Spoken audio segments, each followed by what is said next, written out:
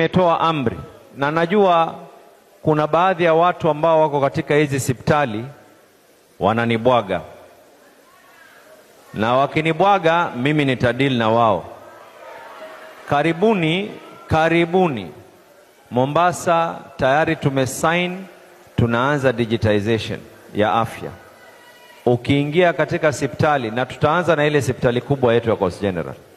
Ukiingia katika hospitali unapatiwa ile waiting yako, tunajua ulichukua dakika ngapi kumwona nurse alikutibu baada dakika ngapi, daktari alikuambia nini, kila kitu kwa dijitali. Mambo ya kupatiwa karatasi ati sijui kachukue dawa na dawa ziko hospitali itakoma. Mambo ya kuambiwa sijui chukua hii karatasi uende ukachukue dawa na dawa gavana amenunua itakoma, kwa sababu zile chemist nyingi tunajua ni zao. Mambo ya kuambiwa ya kwa x-ray hakuna na x-ray inafanya kazi ndani ya hospitali itakoma. Na hii tayari tusha sign, miezi mitatu nipeni nianze na Coast General niende na hospitali hizi nyingine. Amri ya pili nimetoa, na najua kuna wengine ni majeuri, lakini jeuri sitakoma hapa. Amri ya pili nimetoa, na kuna wengine siwaelewi. Nilisema kila anayekwenda hospitali kama hana SHA alipiwe SHA kabla ya kupata matibabu, ili serikali yake itakuwa imemsimamia kumlipia SHA. Na kama aliyekwenda pale ni mtoto wa chini wa umri wa miaka 5, uwe ni mzaliwa wa hapa si mzaliwa wa hapa, mzazi wako alipiwe ile SHA.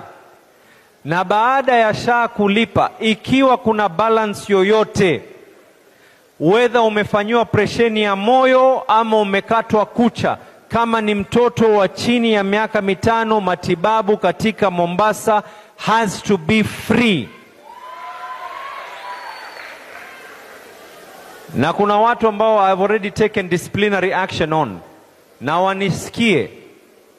Na hii video kama zitaenda kwa TikTok wanisikie kwa makini, kwa sababu kuna wengine wamezoea waeke wagonjwa ndani. Baada ya kuweka mgonjwa ndani, yule mgonjwa ambaye lazima alipe ili baadaye pesa ziweze kutoka mkono mwingine. We will not allow it. Mombasa iko nambari 1 katika registration ya SHA. Mombasa inalipwa hospitali zake na SHA. Kwa nini tuwatese watu wetu? Kwa hivyo nimemsikia yule mmoja amezungumza mamake ni mgonjwa. Mimi natoa amri, mheshimiwa, unajua uliambia watu waniulize maswali, nisipoyajibu itakuwa shida.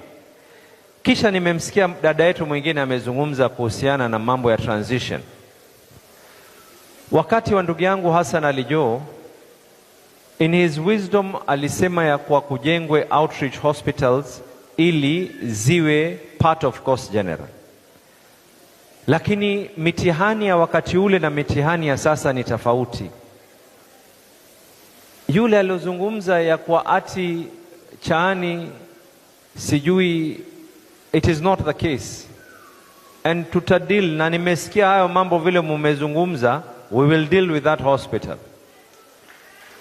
Na nashukuru mimi mumerezi hiyo issue hapa.